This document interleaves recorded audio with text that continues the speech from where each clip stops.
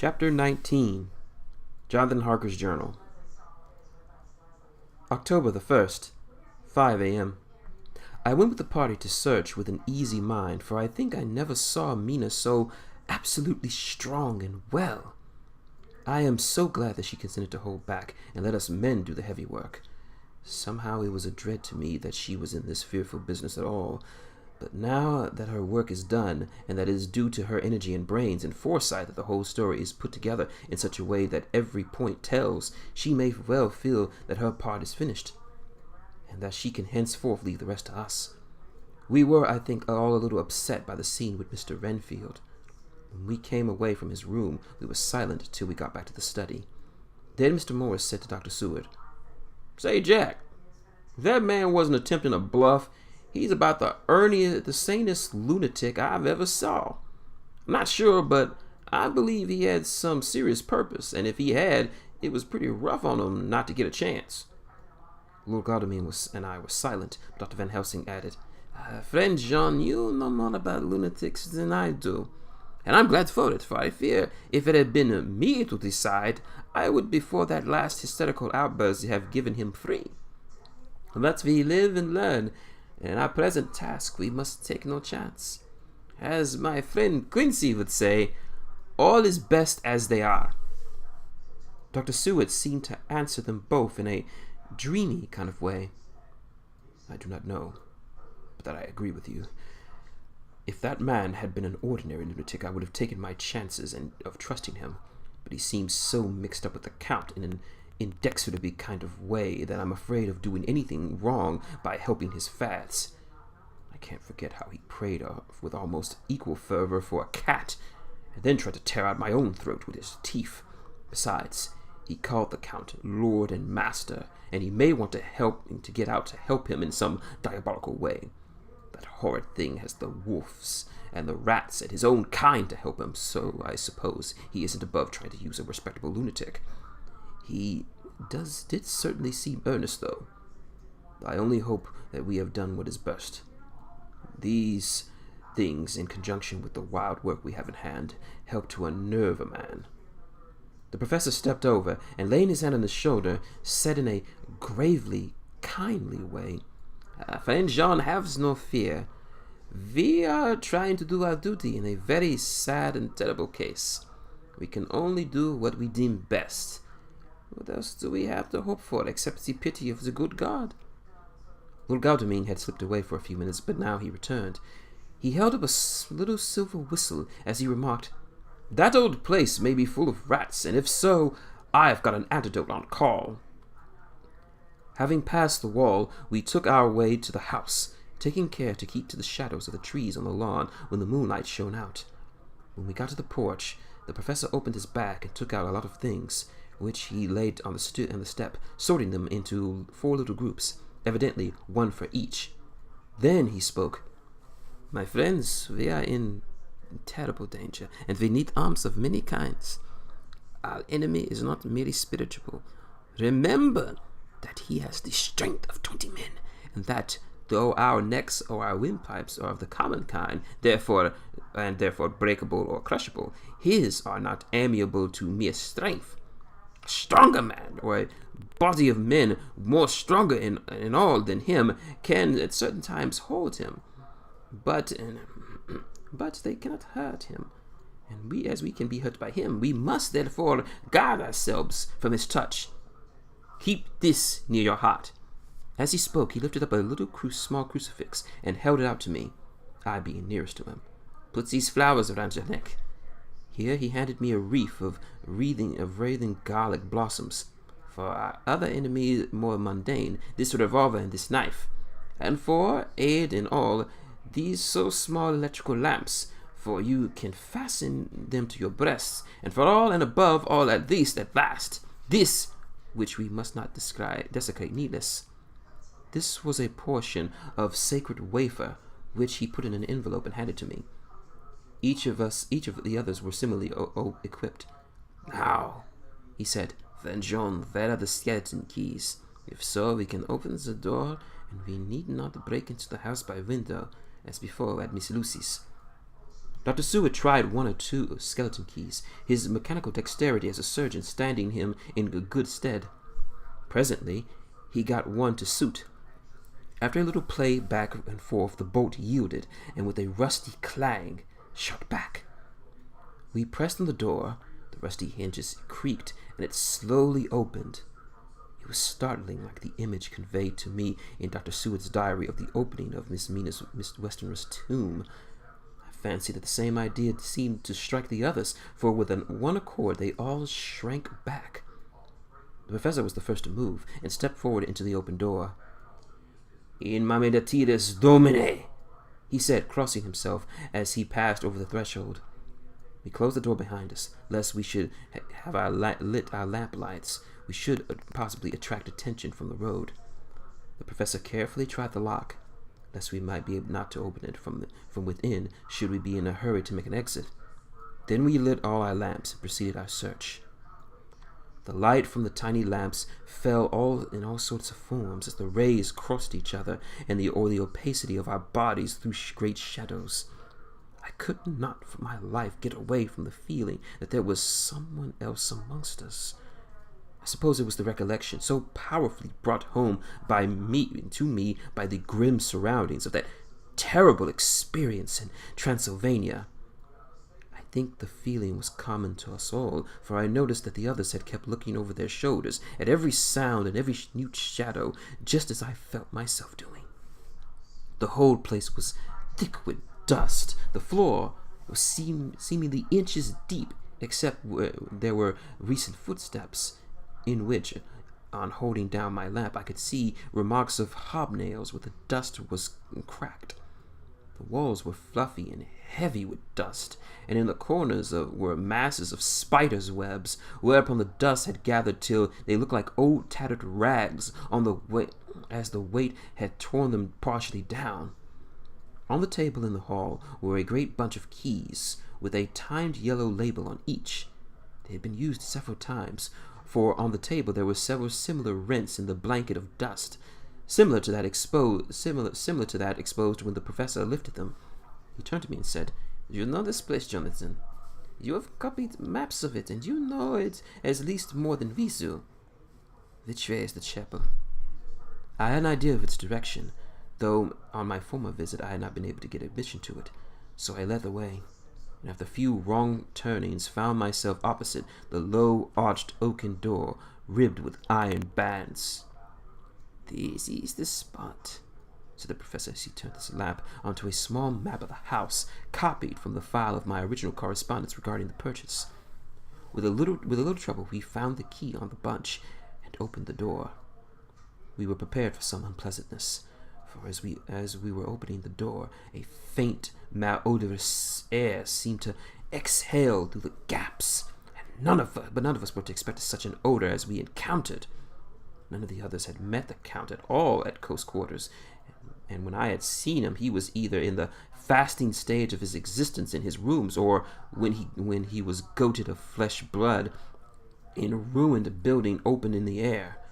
But here the place was small and closed, and the long disuse had made the air stagnant and foul. There was an earthy smell, as if some dried miasma, which came through the fouler air.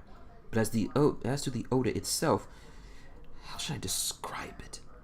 It was not alone that it was composed of all the ills of mortality, and with the pungent, acrid smell of blood, but it seemed as though corruption had become itself corrupt. Flah! It sickens me to think of it. Every breath exhaled by that monster seems to have clung to the place and intensified its loathsomeness. Under ordinary circumstances, such a stench would have brought our enterprise to an end, but this was no ordinary case, and the high and terrible purpose in which we were involved gave us strength which rose above the mere physical consternations. After the involuntary shrinking consequence of the first nauseous whiff, we all in one set about our work, as though that loathsome place were a garden of roses. We made an accurate examination of the place, the professor saying as we began, "First thing is to see how many boxes are left. We must then examine each hole and corner and cranny and see if we cannot get some clue as to what has become of the vest. A glance was sufficient to show how many remained, for the great earth checks were bulky, and there was no mistaking them. There was only 29 left out of the 50. Once I got out of the fright, for seeing Lord Glowdaming suddenly turn and look out the vaulted door in the darkened passageway beyond, I looked too, and for an instant my heart stood still. Somewhere, looking out from the window, I seemed to see the highlights of the Count's evil face, the ridge of his nose, the red eyes, the red lips, that awful pallor. It was only a moment, for, as Lord Glowdaming said, "I thought I saw a face, but it was only in the shadows," and resumed his inquiry. I turned my lamp into the direction and stepped into the passage. There was no sign of anyone, and as there were no corners, no doors, no aperture of any kind, but only the solid walls of the passage, there could be no hiding place, even for him. I took it that fear had helped my imagination, and said nothing more. A few minutes later, I saw Morris step suddenly back from a corner, which he was examining. We all followed his movements with our eyes, for undoubtedly some nervousness was growing on us, and we saw a whole mass of phosphoruses, which twinkled like stars. We all instinctively drew back. The whole place had become alive with rats. For a moment or two we stood appalled, all save for Lord Glowdaming, who seemed to be prepared for such an emergency. Rushing over to the great iron-bound oaken door which Dr. Seward had described from the outside, and which I had seen for myself, he turned the key in the lock, drew the huge bolts, and swung the door open. Then, taking his little silver whistle out of his pocket, he blew a low, shrill call. It was answered from behind Dr. Seward's house by the yelping of dogs, and after a minute, 3 terriers came dashing round the corner of the house. Unconsciously, we had all moved towards the door, and as we moved, I noticed the dust seemed to be much disturbed. The boxes which had been taken out had been brought this way. But even in the minute that had elapsed, the number of rats had vastly increased. They seemed to swarm all over the place at once, till the lamplight shone on their moving dark bodies and glittering, baleful eyes, made the place look like it was a bank of earth set with fireflies. The dogs rushed in, but at the threshold suddenly stopped and snarled, and then simultaneously lifting their noses, began to howl in a most lugubrious fashion. The rats were multiplying in thousands, and we moved out. Lord Glowdaming lifted one of the dogs, and carrying him in, placed him on the floor. The instant his feet touched the ground, he seemed to recover his courage, and rushed at his natural enemies. They fled before him so fast that before he had shaken the life out of a score, the other dogs, who had now been lifted in the same manner, had but small prey ere the whole mass had vanished. With their going, it seemed that some evil presence had departed, for the dogs frisked about and barked merrily as they made sudden darts at their prostrate foes, and turned them over and tossed them in the air with vicious shakes. We all seemed to find our spirit rise, whether it was the purifying of the deadly atmosphere by opening the chapel door, or the relief from which we had experienced at finding ourselves in the open, I know not, but most certainly the shadows of dread seemed to slip from us like a robe, and the occasion of our coming lost something of its grim significance, though we did not slacken a whit in our resolution. We closed the outer door and barred it and locked it, and bringing the dogs with us, began the search of the house. We found nothing throughout except dust in extraordinary proportions, and all untouched save for my own footsteps when I made my first visit. Never once did the dogs exhibit any symptom of uneasiness, and even when we returned to the chapel, they frisked about as though they'd been rabbit hunting in the summer wood. The morning was quickened in the east when we emerged from the front. Dr. Van Helsing had taken the key from the hall door from the bunch and locked the door in an unorthodox fashion, putting the key into his pocket as we had all done. "So far," he said, "our night has been eminently successful. No harm has come to us, such as I feared be, and yet we have ascertained how many boxes are missing. More than all do I rejoice that this, our first, and perhaps our most difficult and dangerous step, has been accomplished without bringing hitherto our most about hearing therein our most sweet Madam Mina, or troubling her waking or sleeping thoughts with sights and sounds and smells of horror that she would never forget. One lesson, too, we have learnt, if it be allowable to argue a particularity, that the brute beasts by which the Count's command are yet themselves not amiable to his spiritual power. For look! The rabbits that would come to his call just as from his castle top he summoned the wolves at your going, and to that poor mother's cry, though they come to him, they run pell-mell from the sole little dogs that my friend Arthur. We have other matters before us, such dangers and such fears, and that monster, he has not used his power over the brute world only and the last time tonight. So be that he has gone somewhere else. Goose! It has given us an opportunity to cry check in some ways in this chess game, for which we play for the sake of human souls. Now, let us go home. The dawn is close at hand, and we have reason to be content with our first night's work. It may be ordained that we have many nights and days to follow, if full peril, but we must go on. And from other dangers, nor shall we not shrink. The house was silent when we got back, save for some poor creature who was screaming away in one of the distant wards, and a low moaning sound from Renfield's room. The poor wretch was doubtlessly torturing himself after the manner of the insane, with needless thoughts of pain. I came tiptoe into our own room and found Mina asleep, breathing so softly that I had put my ear down to hear it. She looked paler than usual. I hope the meeting tonight did not upset her. I am truly thankful that she is to be left out of our future work, and even out of our deliberations. It's too great a strain for a woman to bear. I did not think so at first, but I know better now. Therefore I am glad it is settled. There are many things for which would frighten her to hear, and yet to conceal them from her might be worse than any to tell if once she suspected there may be any way of concealment.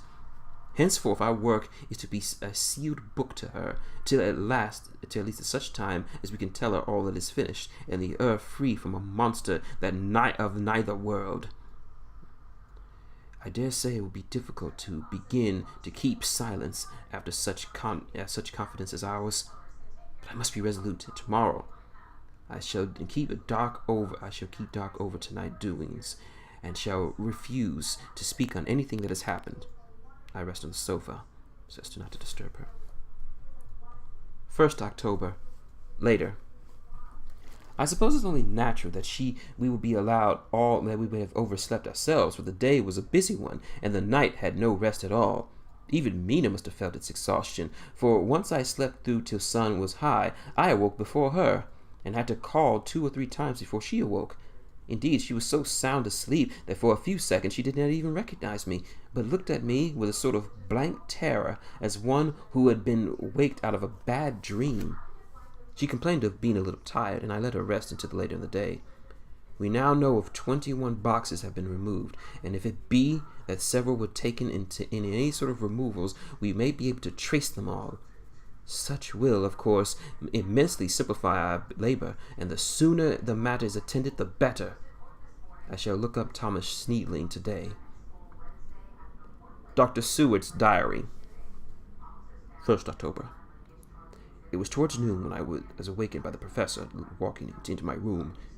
He was more jolly and cheerful than usual, and it was quite evident that last night's work has helped to take some of the brooding weight off his mind. After going over the adventure of the other night, he suddenly said to me, "Your patient interests me much. May it be that with you I visit him this morning? Or if you are too occupied, I can go alone if may be. It is a new experience for me to find a lunatic who talk philosophy and reason so sound." I had some work to do which pressed, so I told him that if he would go alone, I'd be glad, as then I should not have to keep him waiting. So I called an attendant and gave him the necessary instructions. Before the professor left the room, I cautioned him against getting any false impression from my patient. "But," he answered, "I want to talk to him of himself, and of his delusions as to consuming living things.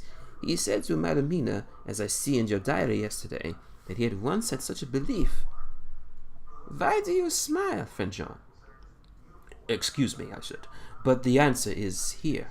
I laid my hands on the typewriter, on the typewritten matter. When our sane and learned lunatic made that very statement about how he used to consume life, his mouth was actually nauseous with the flies and spiders which he had just eaten before Mrs. Harker entered the room. Van Helsing turned and smiled in turn. Good, he said. Your memory is true, St. John. I should have remembered, yet it is this very obliquity of thought and memory that makes mental disease such a fascinating study. Perhaps I may gain more knowledge out of this folly of this madman than I shall from the teachings of the most wise. Who knows? I went back to work, and before long was thorough in hand. It seemed that the time had been very short indeed, but there was Van Helsing back in the study. Do I interrupt? He asked politely as he stood in the door. Not at all, I answered. Come in, my work is finished, and I am free. I can go with you now, if you like. It is needless. I have seen him. Well? I fear he does not appraise me as much. Our interview was short. When I entered the room, he was sitting on a stool in the center, with his elbows on his knees, and his face was the picture of sullen discontent. I spoke to him as cheerfully as I could, and with such a measure of respect as I could assume. He came with no reply, however. Do you know me? I asked. The answer was not reassuring. I know you well enough. You are the old fool Van Helsing. I wish you would take yourself and your idiotic brain theories somewhere else. Damn all thick-headed Dutchmen! Not a word was more that would even say, but sat in that implacable sullenness, as indifferent to me as I had been not been in the room at all. Then departure for the time my chance of learning much from this also clever lunatic. So I shall go, and, if may, cheer myself up with a few happy words with that sweet soul, Madam Mina. Friend John, it does rejoice me unspeakably that she is no more to be pained, no more to be worried about our terrible things.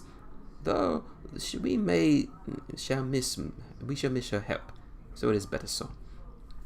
I agree with you with all my heart, I answered earnestly, for I did not want him to weaken in this matter.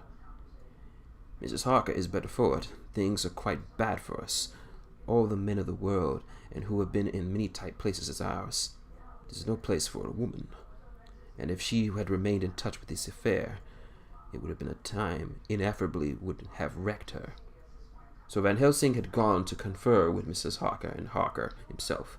Quincy and Odd are all out following up the clues of the as to the earthen boxes. I shall finish my rounds of my work, and we shall meet tonight. Mina Harker's Journal. 1st October. It is strange to me to be kept in the dark as I am today. After Jonathan's full confidence in so many years, to see him manifestly avoid certain matters, and those of the most vital of all. This morning I slept late after the fatigues of yesterday, and though Jonathan was late too, he was the earlier. He spoke to me before he went out, never more sweetly or tenderly, but he never mentioned a word of what happened in his visit to the Count's house. And yet, he must have known how terribly anxious I was. Poor dear fellow. I suppose it must have been distressing him to even more than it did me. They all agreed that it was best that I should not be drawn further into this awful work, and I acquiesced. But to think he's keeping anything from me! And now I am crying like a silly fool, when I know it comes from my husband's great love and from the good wishes of those other strong men. That has done me good. Well, some day Jonathan will tell me all, unless it should be that he should think for a moment that I keep anything from him. I still keep my journal as usual. Then, if he has feared my trust, I shall show it to him, for every thought in my heart put down for his dear eyes to read. I feel strongly sad and low-spirited today. I suppose it's the reaction from the terrible excitement.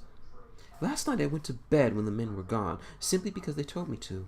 I did not feel sleepy, and I did feel full of devoured anxiety.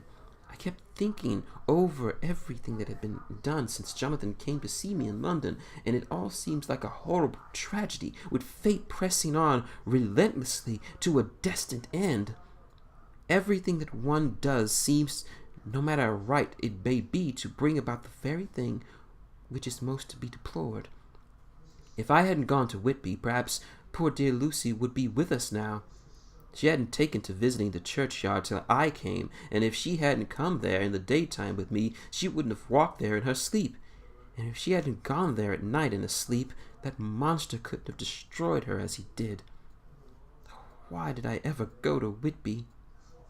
There again, crying again. I wonder what has come over me today.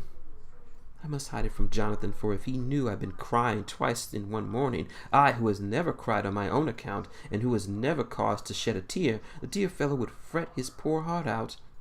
I should put a bold face on, and if I ever feel weepy, he shall never see it.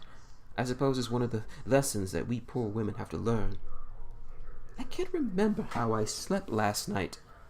I remember hearing the sudden barking of dogs and a lot of queer sounds, like praying on a very tumultuous scale, from Mr. Renfield's room, which is somewhat under this one. Then there was a silence over everything, silence so profound that it startled me. I got up and looked out of the window. All was dark and silent. The black shadows thrown by the moonlight seemed full of silent mystery of their own. Not a thing seemed to be stirring, but all to be grim and fixed as death or fate. So that thin streak of white mist that crept with almost imperceptible slowness across the grass towards the house seemed to have a sentience and a vitality of its own. I think the degradation of my own thoughts must have done me good, for when I got back to bed, I found a lethargy creeping over me.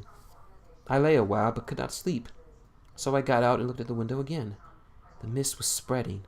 It was now close to the house, so that I could see it lying thick against the wall, as if it were stealing up to the windows.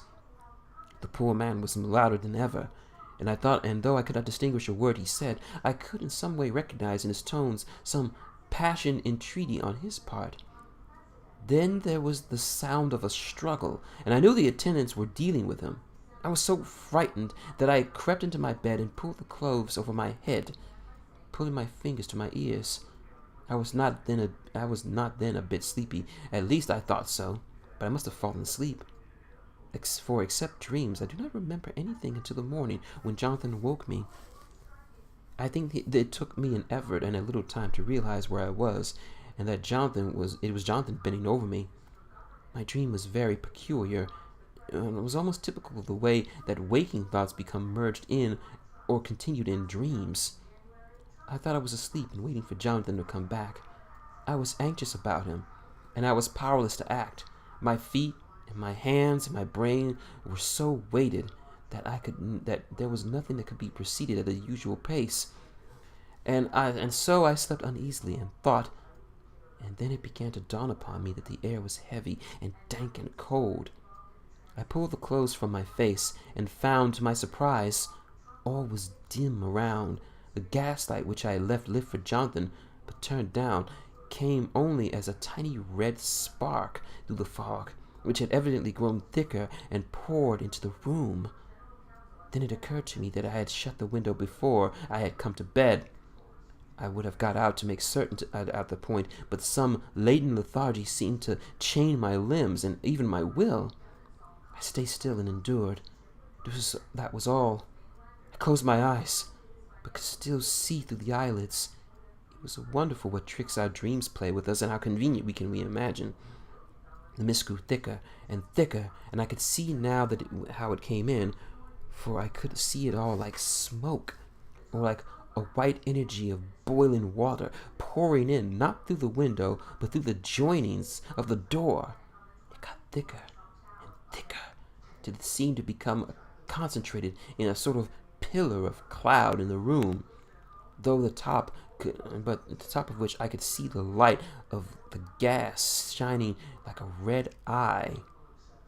Things were beginning to whirl through my brain, just as the cloudy column was now whirling in the room, and through it all came the scriptural words, "A pillar of cloud by day and by fire at night."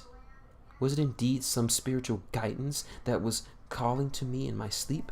But the pillar was composed both of the day and the night guiding, for the fire was in the red eye, which at the thought got a new fascination for me, till as I looked the fire divided and seemed to shine on me as though the fog had two red eyes, such as Lucy had told me in her momentarily mental wandering when on the cliffside the dying sunlight struck the window of St. Mary's Church. Suddenly the horror burst in upon me, and it was thus that Jonathan had seen those awful women growing in reality as though the whirling mist of the moonlight, and in my dream I must have fainted, for all became black darkness. The last conscious effort which the imagination had made to show me was a livid white face bending over me out of the mist. I must be careful of such dreams, for they would unseat one's reason if there were too many of them. I would get Dr. Van Helsing or Dr. Stewart to prescribe me with something which would help make me sleep, only that I feared to alarm them. Such a dream at the present time would become woven into their fears for me. Tonight I shall strive hard to sleep naturally. If I do not, I shall tomorrow night get them to give me a dose of chloral, so that cannot hurt me for once, and it will give me a good night's sleep. Last night tired me much more if I had not slept at all. 2nd October, 10 p.m. Last night I slept, but did not dream. I must have slept soundly, for I was not wakened by Jonathan coming to bed, but the sleep did not refresh me, for today I feel terribly weak and spiritless. I spent all day yesterday trying to read or lay down dozing.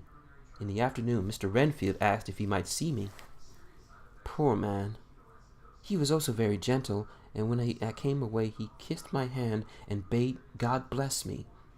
Some way it affected me very much.